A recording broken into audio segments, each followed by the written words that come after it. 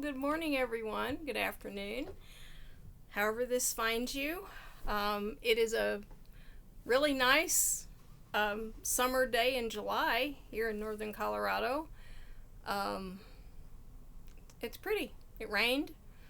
It dropped from triple digits down to a normal high 80s for this time of year. So, anyway, let me introduce myself. I'm Catherine. I am Messages from the Mist, and I read tarot, and I have oracle cards. I have some homemade kipper. I have Lenormand, and I use a set of dowsing rods. I have a pendulum. Any necklace I pick up, I can turn into a pendulum. So that was kind of my first introduction into the mysticness as a child. Was, what is it, a boy or a girl? With a pencil, with a needle stuck in the eraser. Seriously, yeah, that's what they did. So, what I want to do is I want to share with you some experiences that I've had that at the time confused me. Oh my, you don't know. I was brought up Baptist, experienced different other types of Christian belief systems over the years. I don't have a religion today. I think probably because of that. It happens. I'm very spiritual. I'm just not religious. We're going to do away with that. And that's a lot of us. A lot of us are that way now. So here's what I'm going to read. I wrote this out because it helps keep it in order. And it's basically just crib notes. I mean, it's like the outline of my life. This first, I'll tell you, when I get to it, I'll add the year, because I didn't add time frames so much. Here we go. I do not look like you. There is no blood quantum to measure. Yet as I hear your voice in the old tongue, my heart stirs to a remembrance. I cannot remember, yet I feel the words. When the drum beats, stirs the air, the vibration enters my soul, and something deep remembers. Tears well up when I hear you sing. I want to join in. Spirit has shown me who I really am in visions and dreams and journeys, not searched for or understood. It is 1997 in the summer. I lie awake and suddenly I am through a tunnel on a grassy field near a tree. All is drab and gray. People who look like me mill about. They are talking gibberish. I do not understand the words. They are not my words. I walk up to the top of the hill. The grass turns green and vibrant like summer. I stand overlooking a river that glistens like a polished stone of turquoise blue, a sky of deep blue with white clouds. A warm draft lifts my wings. Outstretched, I feel the warm air tickle my feathers, and I am carried aloft. Over the water, gliding, nearly touching. Then I am over a dry and barren place. From above, in the clouds, I can see a mouse. The little one can carry on, as it is not food that brings me to see it. It is the awareness that I can. Now I have returned to the river, flying faster, so close the surface is disturbed. The red cliffs are ahead. I am not in control of this flight. The hawk takes us to the cliffs and in an instant turns us upward to fly along the face. I look down to see the waterfall beneath us. A loop, a turn, and now we speed to the water. At the point of impact, she straightens out to skim the top of the water, and I am dropped upon my bed as if dropped from the ceiling. I giggle, and I did. And I controlled it. I'm diverting a little because I'll tell you, my fiance and one of his, a brother or cousin, was in the kitchen having coffee Sunday afternoon. I'd come home from church. And at that church, I had heard my name called out loud, clairaudiently. I didn't know what that was. I looked around. Nobody. Yeah, it was different, because there was not very many people there yet. So I had laid down to have a Sunday afternoon nap.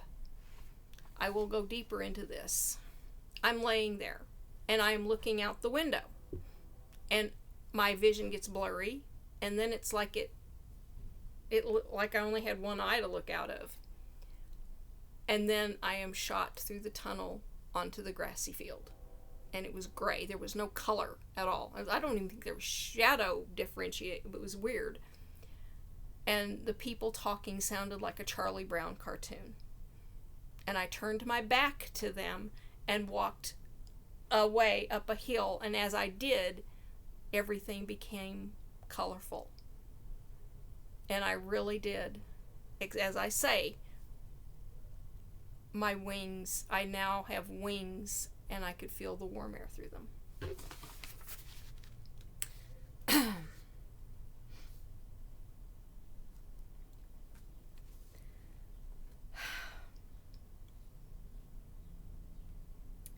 Never have I been so free, so totally happy. I kept the secret. Who was I going to tell it to? I carried new knowledge. I knew something I could not define. I did not belong where I was. In 6 years, it would happen again, only differently.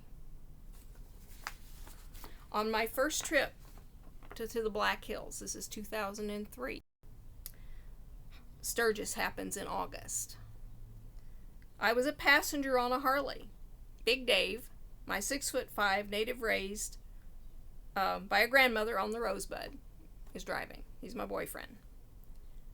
We are on Needles Highway heading to the Crazy Horse. It began with the jingles, the bells on the skirts, on the dresses. Then I hear drums, and now I see the face over here on my left side of what I would learn later is a spirit warrior. At the time, I had no idea what this was. All I know is I had never seen anyone so magnificent ever. He was from the spirit world. He was painted half black, half red, and had the white feathers over his. He was a spirit warrior. I saw a mask at the Greeley Stampede one year, and my breath caught, and I teared up, and I go, "What is that? What is that?" And she just told me. That's when I learned it was a spirit warrior. And so now, we're going forward to 2007, I think, 6, before I learned what this was, because I didn't know, and I didn't know who to ask. Big Dave, for some reason, didn't know how to answer my questions. I don't know why. I don't know.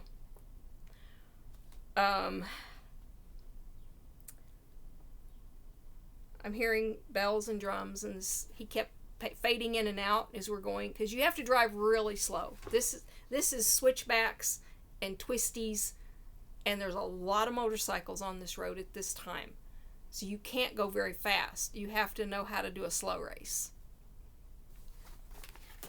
Yeah, I know what a slow race is. So anyway,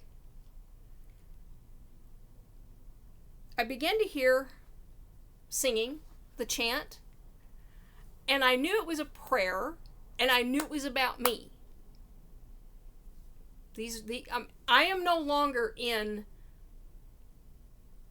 the time frame of 2003. I'm pretty sure we're just like, we're in both time frames of a time past and a now and an always, all wrapped up in one. And I can't move and I can't speak, and all I can do is cry down my visor. That's all I can do. I'm just in this moment. And I hear the singing, and then I hear, look up. And at that point, the spires had lowered. There was a dip, and I could see the black and white image of the people, of the Lakota, the Sioux. I saw them. I saw them. For as far as the eye can see, I saw them. And in one voice, they said to me, "We have known you from the cradle." I didn't know what they meant. I have since come to understand cradle is possibly the Big Bang, the soul that is always eternal, the soul family I had been with.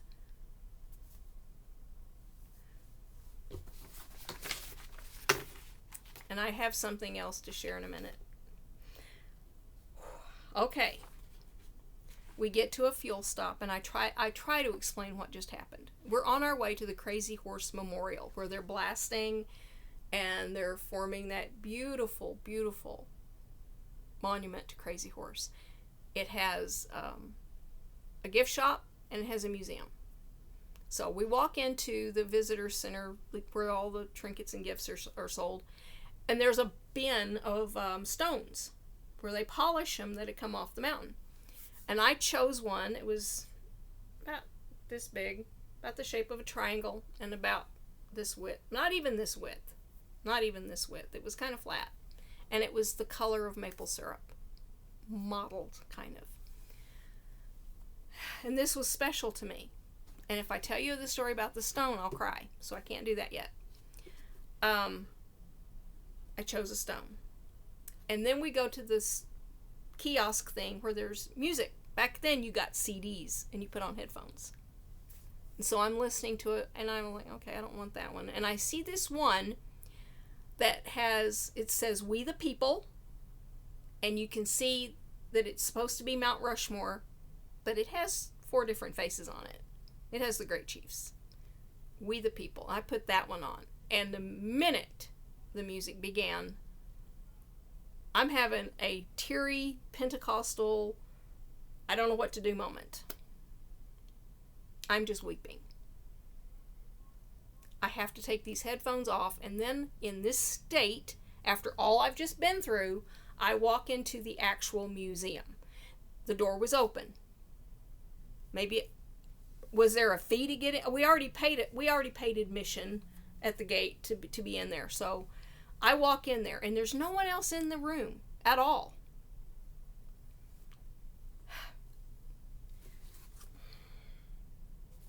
Let me continue how I wrote it. It was subtle, the shift in the air, the faint smell in the room. Something quiet was happening, something subtle. I lingered near a bowl, a dress, a pipe, and arrowheads, items from the past, from people whose day-to-day lives were made of simple things, these tools of survival and ceremony. I hear voices. I hear conversations, laughter. A child is born. Children run through the camp. The dogs are playing and yapping and barking.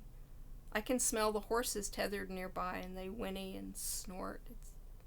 They're chilling, cooking fires, meat from a hunt, and it's a good smell. A couple gets married. It feels happy and wholesome, perfect, until it wasn't.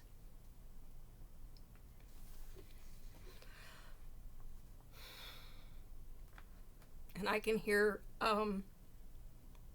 gunfire, rifle fire, and yelling, and I can smell gunpowder now.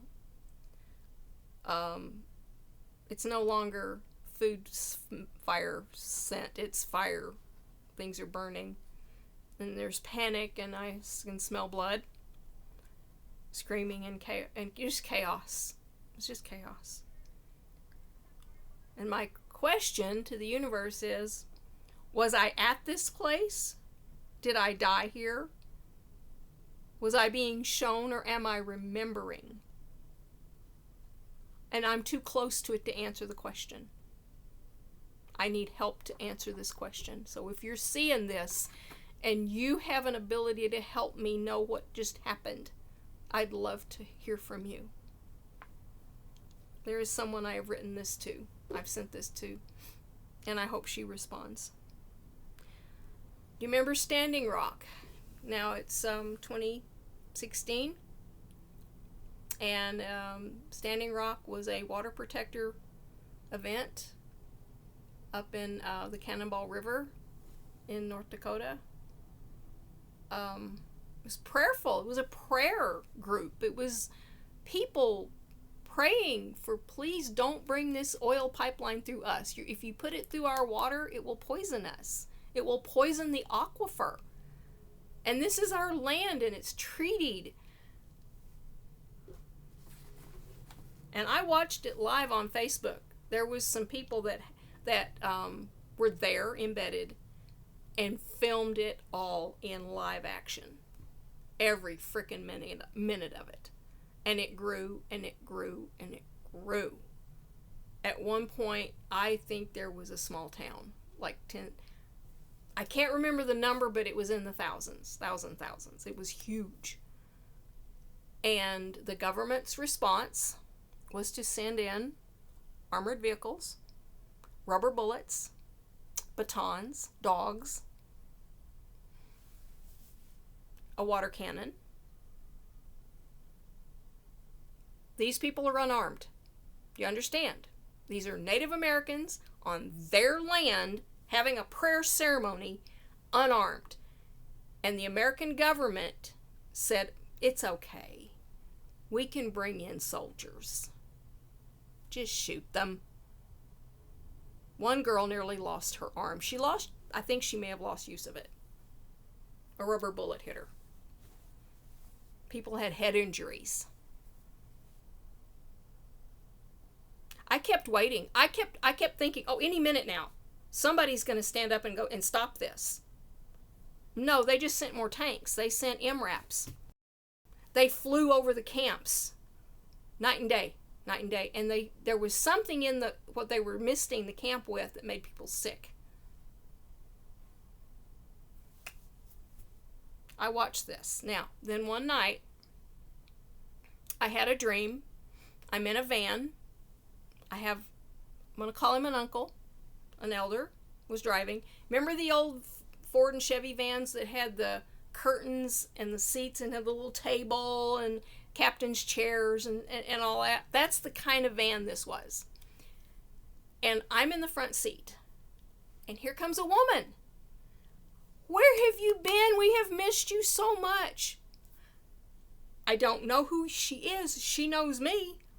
I am recognized. And there's another lady, and she's looking in the back seat talking to people. She knows me too. And that's where the dream ended. I spent Standing Rock praying over the water and watering my plants and having the best ceremony I knew how to do with the knowledge I had. I lived alone, and I've spent most of my life alone. Even when there was somebody else there.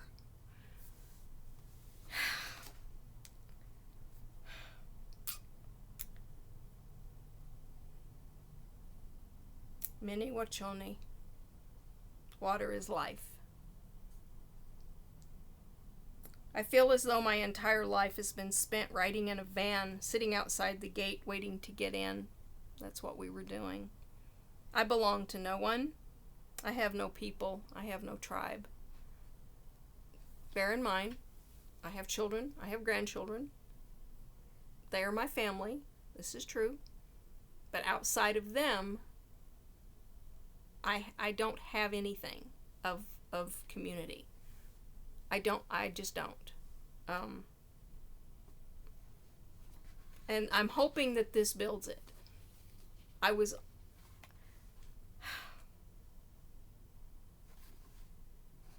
am often a seer, a healer, a listener, and a storyteller. I hope as you read my story, it finds you well. If you are someone like me, I hope you tell your story to someone. Our tribe is out there, and maybe we will find each other. Maybe one day we can sit around. We are home.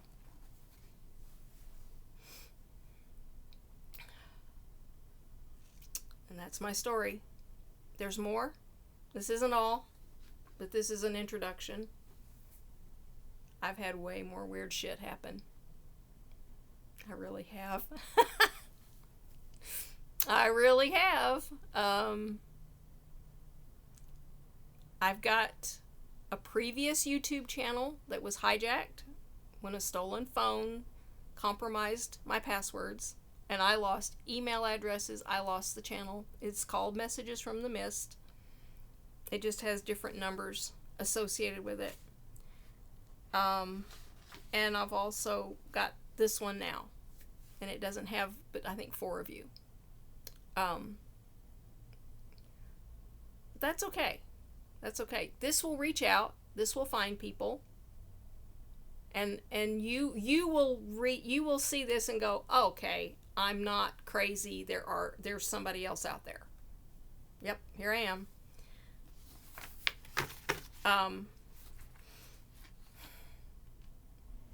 Yes, I should tell you the story of my special stone, but just not here.